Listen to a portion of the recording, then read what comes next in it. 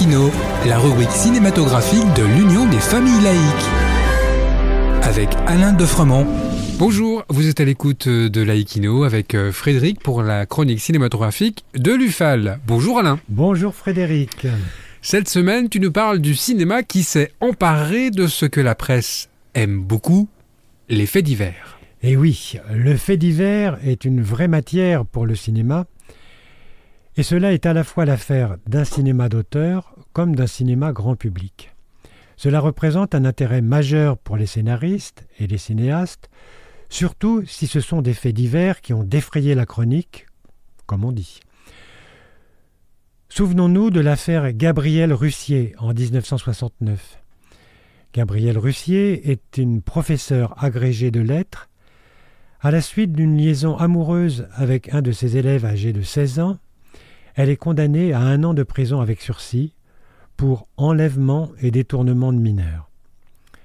Très atteinte par cette condamnation, elle se donnera la mort le 10 juillet 1969. André Cayatte, le réalisateur français, en a tiré un film, Mourir d'aimer, en 1971, dont le titre reprenait les mots du président Pompidou qui avait évoqué l'affaire lors d'une conférence de presse.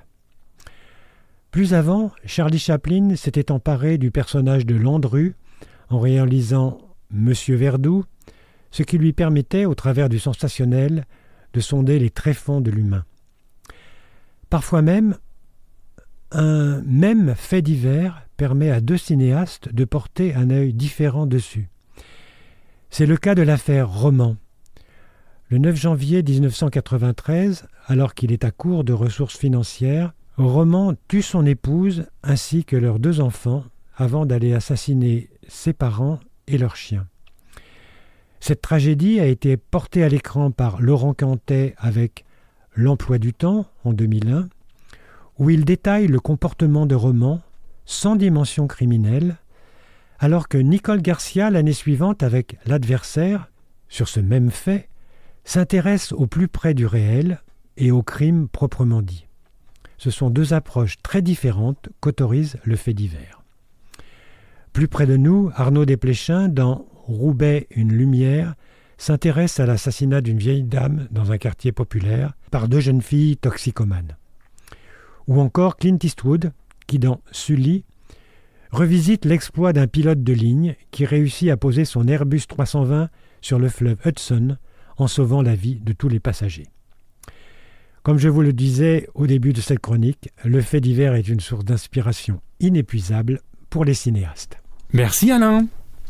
En attendant de nous retrouver, n'oubliez pas notre émission en balado-diffusion sur laicidad.ufal.org ainsi que sur notre site ufal.org.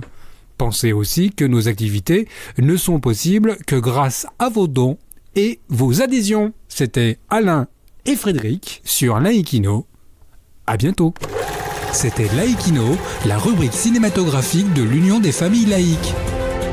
Retrouvez toutes nos rubriques Laïkino et l'ensemble de nos balados-diffusions sur lufal.org.